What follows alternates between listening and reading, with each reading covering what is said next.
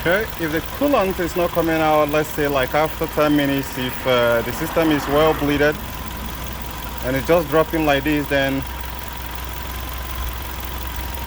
definitely your coolant pump is bad.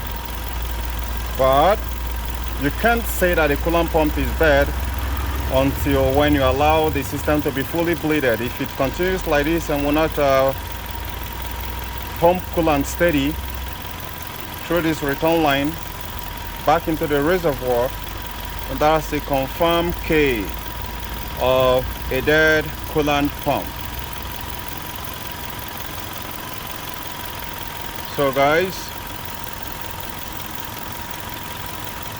but now this car has not been fully bleeded, and you can see some bubbles coming out there.